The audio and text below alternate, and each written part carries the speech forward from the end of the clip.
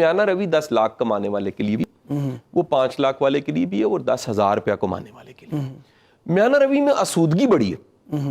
اچھا, اب میانہ روی کے ساتھ ایک اور مزاج بھی ہے, ایک اور چیز بھی سیکھنی چاہیے, وہ ہے کم سے کم ایکسپیکٹیشنز رکھنا, ایک کہیں گزارا کرنا سیکھنا, کہیں راضی رہنا سیکھنا, کہیں اپنے مومنٹس کو انجوائے کرنا. آپ دیکھیں بڑا بڑا کچھ بنا کے کئیوں کا گزارا نہیں ہو رہا. اگر کنڈیشن ہی ہے کہ سب چیزیں پوری ہو جائیں تو زندگی کی کوالٹی تبھی بنتی ہے, تو سر پھر بڑی دنیا بڑا کچھ بنا کے سکون سے ہو نا سر, سکون سے تو نہیں ہے. آپ کے ملک میں یہ بھی ایک سوچنے کا انداز ہے کہ پچھلے چند سالوں میں ذہنی بیماریوں کی دوائیاں زیادہ بک رہی ہیں, سیکیٹری کی میڈیسن زیادہ بک رہی ہیں, اور عارضے بڑھ رہے ہیں. اچھا, ایک بڑا طبقہ ایسا جو خوشحال ہے, اگر خوشحالی کے بعد بھی بیماریاں ہی ہیں تو پھر خوشحالی نے کیا آسانی پیدا کی. یہاں سر اصل پرابلم لائف سٹائل کا ہے. لوگوں کو جینا نہیں آتا, لوگوں کو راضی رہنا نہیں آتا, لوگوں کو جو ہے اسے انجوائے کرنا نہیں آتا. بنانے کے بعد اگلی خواہش بچہ دے دیتی ہے نا, خواہش بھی ایک بچہ پیدا کرتی ہے اور ایک اور خواہش آ جاتی ہے.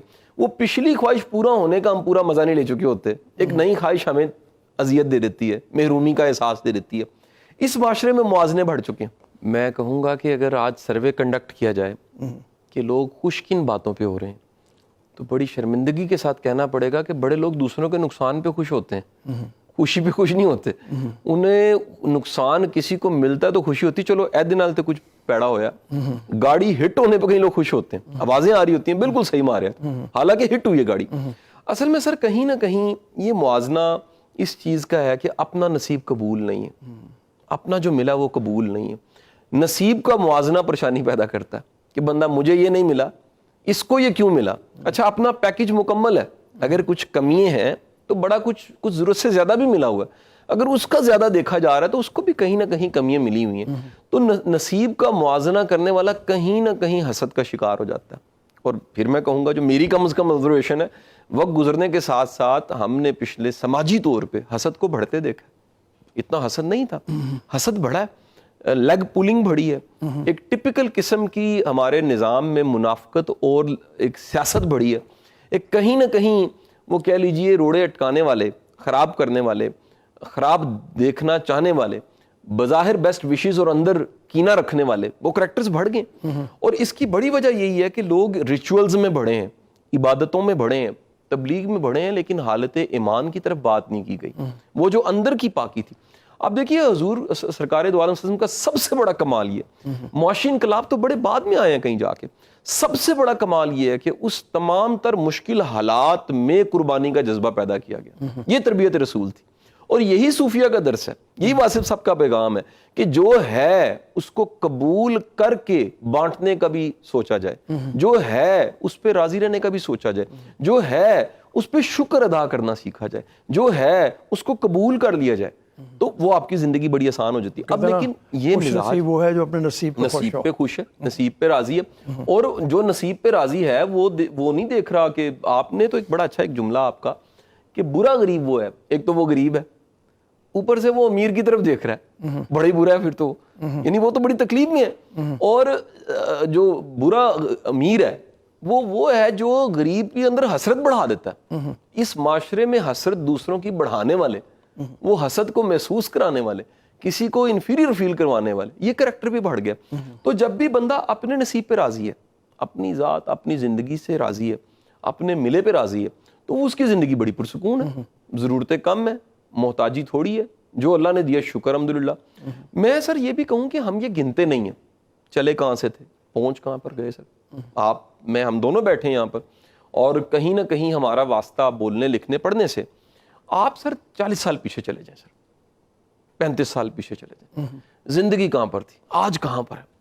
1000 چیزیں بہتر ہو گئی ہوں گی, لیکن کہیں ڈھونڈا جائے کہ وہ سارے کبھی خواب تھے جو پورے ہونے تھے, آج وہ ہو چکے ہیں.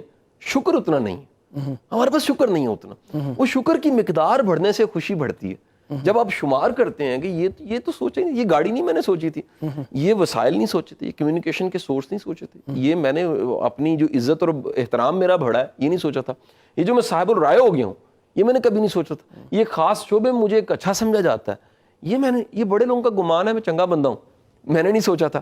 تو یہ کہیں نہ کہیں جب بندہ شمار کرتا ہے ان نعمتوں کو, تو پھر تو سکون ہے. ہم اپنے بچوں کو ایکسپوئر دیتے دیتے اوور ایکسپوئر دے دیتے ہیں, ہم اس لیول کا ایکسپوئر دے دیتے ہیں. سر دیکھیے جس کے پاس کرنے کو کچھ بچا ہی نہیں ہے, اس کے پاس ڈپریشن کے علاوہ کیا ہونا. ایک پہلی کے بعد دوسری آتی سر, دوسری کے بعد تیسری آتی, تیسری کے بعد چوتھی آتی, پھر کہیں جا کے ایم اے آتا ہے. جس نے پہلی کے بعد ایم اے کر لیا سر, اچھا ہو بھی گیا انٹیلیجنٹ ہونے کی وجہ سے, سر اس کی زندگی میں تو کریز ختم ہو گئے سر. سو کہیں یہ چھوٹی چھوٹی محرومی خواب بنتے, کہیں اسٹرگل, ذمہ داری, یہ انسان کو سوچنے مجبور کرتی ہے میں نے کچھ کرنا بھی ہے. جب سب کچھ کیا مل گیا, سب کچھ بنا بنایا مل گیا.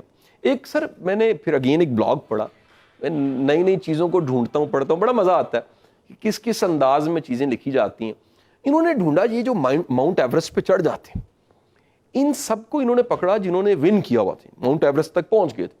ان سے پوچھا انٹرویوز میں کہ اگر ایک ہیلی کاپٹر کے ذریعے آپ کو ماؤنٹ ایوریسٹ پہ چھوڑ دیتے, اتنی اسٹرگل تگودو کر کے اوپر پہنچنے کا کیا فائدہ, ڈائریکٹ آپ کو پہنچاتے. انہوں نے کہا جی یہ ساڈے ہتھاں ول ویکھو, وہ جڑی کوشش دا مزہ ہے اسی تو وہ لینے ہیں, ہم تو اسٹرگل کا مزہ لیتے ہیں. آپ اسٹرگل مائنس کر دیں اور اچیومنٹ دے دیں, اچیومنٹ کا احساس ہی کوئی نہیں ہوگا.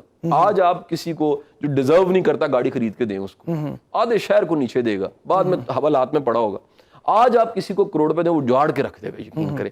آج آپ کسی کو اختیار اور طاقت دے دیں بغیر مقابلے کے امتحان کے, اس کو P S P A S P لگا کے دکھائیں آپ ذرا, وہ طوفان بپا کر دے گا, سب سے پہلے بیبے کو اندر کروائے گا. تو جب بھی صلاحیت پیدا ہوتی ہے کوشش سے ہوتی ہے, کیپیسٹی بلڈنگ ہوتی ہے, کہیں نہ کہیں وہ ٹوٹنا جھپٹنا پلٹنا انسان کو آتا ہے, کہیں نہ کہیں گداز آتا ہے, کہیں نہ کہیں وہ شکستہ تر ہوتا ہے, اور پھر وہ نگاہ آئینہ ساز کے قریب ہوتا ہے. یہ جب بھی سر ہم بچے کو موم ڈیڈ بناتے ہیں, ایزی بھی دیتے ہیں, اوور ایکسپوئر دیتے ہیں, ہم زیادتی کر دیتے ہیں. یعنی کہ ایسا پیار جو پیار کرتے کرتے آپ نے اس سے ذوق سفر ہی چھین لیا, پیار کرتے کرتے آپ بھول ہی گئے کہ اس پیار نے اس کو, اس لاڈلے کو اتنا ڈیمیج کر دیا ہے, اتنا ایزی لائف کا عادی کر دیا ہے.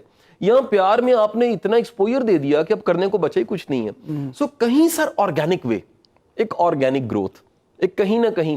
اب میمنز کو میں ایز بزنس کبھی کبھی میں کوٹ کرتا ہوں, ان کے ہاں ایک بڑا کمال کا انداز ہے. یہ اپنے بچے کو نا زیرو سے شروع کرواتے ہیں, چھوٹا سا ڈھابا, چھوٹا سا. میں لاسٹ لینڈ کیا تو میرے ایک دوست ہیں, وہ کہتے ہیں جی رات کے 11 بجے تک کھانا ہم نے اب کھانا ہے. میں کہا میں کھا چکا ہوں, میں لیٹ نہیں کھاتا.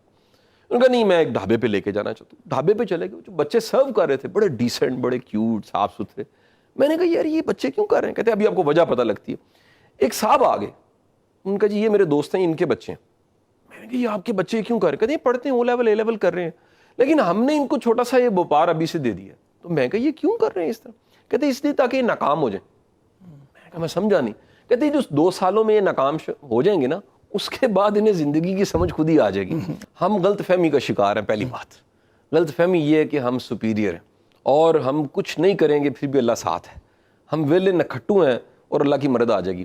بغیر کوشش کیے ہم پہ فرشتے آئیں گے اور ساتھ کھڑے ہو جائیں گے. یہ سب غلط فہمی ہے, سچی بات ہے.